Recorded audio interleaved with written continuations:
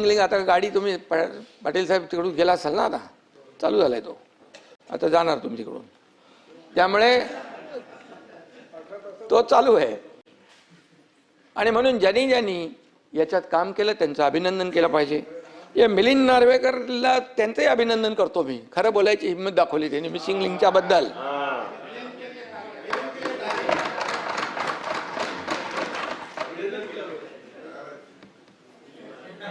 एक ध्यान में रखो, सत्य परेशान हो सकता है लेकिन सत्य पराजित नहीं हो सकता है. आणि म्हणून मी त्यांनी ट्वीट केलं, पण काय काय लोक ट्विट करत होते, ठीक आहे. पण एक मी दुःख या गोष्टीचं आहे की हे जे काही आपल्या प्रकल्पांची बदनामी करणं, ही का आमची बदनामी नाही, सरकारची बदनामी नाही, मुख्यमंत्र्यांची बदनामी नाही आहे. परब साहेब, ही आपल्या राज्याची बदनामी आहे. आज या मिसिंग लिंकला पाहण्यासाठी देशातून नाही विदेशातून लोक येत आहेत. कसा हा मिसिंग लिंक झाला, कसा वायडक्ट उभा राहिला, ठीक आहे. त्या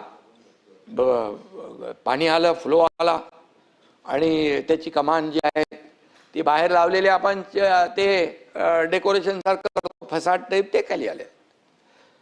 आणि म्हणून या ठिकाणी महाराष्ट्राचे शत्रू ही करत नसतील एवढी बदनामी आज लोकशाहीमध्ये आपले विरोधी पक्षातले सदस्य किंवा सदस्य नसतील, आपले कोणी असतील, नेते असतील, ते करत असतील.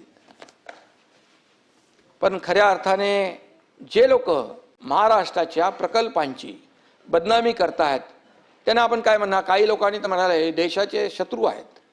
मोदीजींच्या बद्दल जाऊन बाहेर प्रदेशामध्ये देशाची बदनामी करतात, आपल्या प्रधानमंत्र्यांची बदनामी करतात. आता इथं महाराष्ट्रामध्ये राज्यामध्ये राहून महाराष्ट्राची बदनामी करणारे कोण? महाराष्ट्रद्रोही म्हणायचं आम्ही त्यांना? हे महाराष्ट्रद्रोह होऊ शकतो. आणि म्हणून हे राज्याचे दुश्मन जे आहेत त्यांना माझं सांगणं आहे, तुम्हाला नाही, त्यांना माझं सांगणं आहे, कुठलाही प्रकल्प आपला जर झाला बदनाम तर ती महाराष्ट्राची बदनामी होते, कुठल्या पदाधिकाऱ्याची, मुख्यमंत्र्याची नाही ना, मंत्र्याची नाही. त्यामुळे शेवटी आपल्याला हे देखील तारतम्य बाळगलं पाहिजे. परवा वायनाडमध्ये दुर्घटना घडली, दरड कोसळून 6 जणांचा दुर्दैवी मृत्यू झाला. त्याचं दुःख आम्हालाही आहे. बिलकुल कोणाचा मृत्यू होणं हे त्याच्या परिवाराला जे चटका बसतो, वेदना होतात, ते आपल्याला देखील संवेदनशील लोकांना व्हायलाच पाहिजे. पण त्याचं राजकारण करायचं का? दरड कोसळली, तिथला खासदार, पुढे राज्य सरकार त्याच्यावर कारवाई करा, त्याची बदनामी करा, असं आम्ही केलं नाही कुठं. सभापती महोदय, सतेज पाटील साहेबांनी मिसिंग लिंकसाठी 50% खर्च वाढ झाली असं आपण म्हणालात. डॉक्युमेंट ऑनलाईन आहेत की नाहीत हे आपण प्रश्न उपस्थित केलात. पण मी आपल्याला सांगतो, या प्रकल्पाची किंमत 6,695 कोटी रुपये, प्रत्यक्ष खर्च 7,189 कोटी रुपये, वाढ फक्त 7.26%, मंजूर रकमेच्या 10% देखील कमी. ही वस्तुस्थिती आहे, ही तपासून घ्या. लपवाछपीचा काय विषय येत नाही. मी ते सभागृहात बोललोय आणि मी इथे बोलल्यानंतर मी जे बोलेन ते तपासून घ्या. कागदपत्रे NIC पोर्टलवर उपलब्ध आहेत, ती देखील आपण पाहावीत, वाचावीत. हा प्रकल्प अत्यंत गुंतागुंतीचा, मी मगाशी म्हणालो, तांत्रिकदृष्ट्या अतिशय आव्हानात्मक आहे.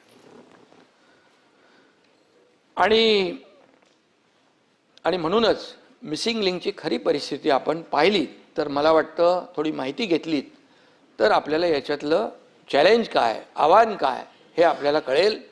आणि ज्यांनी केलं त्यांचं कौशल्य देखील आपल्या लक्षात येईल. जे झालेलं आहे त्याचं समर्थन आम्ही बिलकुल करत नाही. ताबडतोब ते सुरू झालं पाहिजे, मार्ग खुला झाला पाहिजे, याचं काम केलं आम्ही ताबडतोब. एकदा तर दरड कोसळली, मी मंत्री होतो तर स्वतः जाऊन तिथे थांबलो होतो मी. आमचे त्या दिवशी पण राजे होते, शिवेंद्र बाबा तिकडं गेले होते. या सतेजजी या प्रकल्पामुळे मुंबई पुणा 40 मिनिटांनी अंतर कमी झालं. पुढचं सातारा, तुमचं कोल्हापूर सगळंच. पश्चिम महाराष्ट्रामध्ये हा गेम चेंजर प्रकल्प आहे. दर दिवशी 1 कोटी रुपयाचं इंधन वाचतंय, प्रदूषण वाचतंय, वाहतूक कोंडी वाचतेय. आणि म्हणून हा प्रकल्प जो आहे हा गेम चेंजर प्रकल्प आहे असं मी या ठिकाणी सांगू इच्छितो. सभापती महोदय, हा रस्ता जो आहे मुंबई पुण्याचा, जेव्हा मुंबई पुणे हा द्रुतगती मार्ग झाला, गडकरी साहेबांनी केला त्यावेळेस बाळासाहेबांच्या संकल्पनेतून, त्यावेळेस देशातला हा ॲक्सेस कंट्रोल पहिला रस्ता होता. आणि मुंबई पुणे हा लोक रोज करू लागले. IT पार्क वाढले, सर्व्हिस इंडस्ट्री वाढली, मोबाईल इंडस्ट्री वाढली, तिकडे रिअल इस्टेट बूम झालं, किती प्रगती झाली. एक रस्ता काय करू शकतो. आणि आता या मिसिंग लिंकमुळे देखील त्याच्यामध्ये आणखी फायदा होईल आणि मग या सगळ्या क्षेत्राला त्याचा फायदा होईल. आणि म्हणून मी एवढंच सांगतो की ज्यांनी ज्यांनी हे काम केलंय त्यांना सल्यूट केला पाहिजे. आणि ज्यांनी आरोप केलेत त्यांच्याबद्दल देखील मी एक सांगू इच्छितो की इल्ज़ाम लगाने से पहले आईना देखा होता, इल्ज़ाम लगाने से पहले आईना देखा होता, सच की रोशनी में अपना चेहरा भी नजर आया होता. सच्चाई बघा, सत्य बघा, पण डोळ्यावर टिकेची झापडं बांधल्यानंतर काय कळणार, काय कळणार. आणि म्हणून सत्सद विवेक बुद्धीची जी लिंक आहे तीच मिसिंग झाली तर आम्ही काय करू शकत नाही. कनेक्टिंग लिंक 24 तासात सुरू झाली, पण विरोध करणाऱ्यांची लिंक 24 वर्ष उघडते का नाही माहिती आहे. ठीक आहे, जाऊ द्या. मागे अटल सेतूच्या बाबतीमध्ये असंच केलं. अरे अटल सेतू उखडला उखडला उखडला उखडला. अरे जो तो चालला अटल सेतूवर सभापती महोदय फोटो काढायला, सेल्फी पॉइंट झाला तिकडं. काय होतं, सर्व्हिस अप्रोच रोडला एक भेग पडली होती. आज अटल सेतूवर जातोय ना आपण, सगळे जातोय आपण. आज अटल सेतूमुळे एअरपोर्ट, नव्या मुंबईचं एअरपोर्टला जाण्याचं अंतर किती वाचलं, किती फायदा झाला अटल सेतूमुळे. आणि या सगळ्या गोष्टी ह्या ज्या काही आपण केलेल्या आहेत, याचं जी कनेक्टिव्हिटी आपण केली आहे महाराष्ट्रामध्ये, त्याचं कौतुक करायचं तर जाऊ द्या, परंतु टीका तरी करू नका. खऱ्या अर्थाने या अटल सेतूवर परबसाहेब 30,000 पेक्षा जास्त वाहनं इथून ये जा करतायत आता.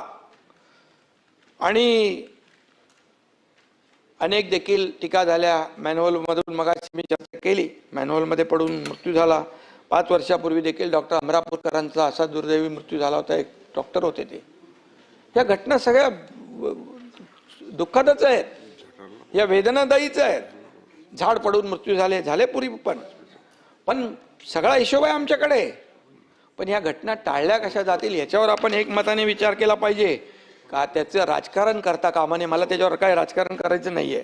कोणाच्या काळात किती झाडं पडली, कोणाच्या काळात किती मृत्यू झाले, ते काय मृत्यूचं राजकारण करणं सगळ्यात दुःखद आहे, सगळ्यात दुर्दैवी आहे. आणि म्हणून या दुर्घटनेचं राजकारण थांबवून संवेदना दाखवण्याची आवश्यकता आहे. रस्त्याच्या काँक्रिटीकरणामुळे झाडं पडली असे काही लोकांनी आरोप केलेला आहे. महापालिका आयुक्तांनी त्याचा खुलासा केलेला आहे. मी पुन्हा एकदा सांगू इच्छितो, गेल्या आठवड्यात मुंबईत 830 झाडं कोसळली. त्यापैकी सरकारी आणि रस्त्यावरची 350 झाडं होती. बाकी 480 झाडं सभापती महोदय खाजगी जागांवर होती, सोसायट्या वगैरे. काँक्रिटीकरणाचा जो विषय आहे काही ठिकाणी नक्की असू शकतं, परंतु आपण जे आता काँक्रिटीकरण जे इतके वर्ष झालं नव्हतं, 2 फेजमध्ये 6,500 कोटी तर काँक्रिटीकरणाला मंजुरी दिली, त्याच्यामध्ये सॉकपीट देखील ठेवायला सांगितलेले आहेत. जी झाडं आहेत त्याच्या बाजूला आळं झालं पाहिजे, त्यातून माती असली पाहिजे, तिथून पाणी मुळापर्यंत गेलं पाहिजे. या सगळ्या गोष्टी ज्या आहेत त्या सांगितल्यात. आणि कुठे त्याची अंमलबजावणी होत नसेल तर बिलकुल आम्ही ते करू. आणि आता आपण पाहिलं की 80-90च्या स्पीडने वारे वाहत होते, त्यामुळे झाडं पडली, फांद्या पडल्या, ही वस्तुस्थिती आहे.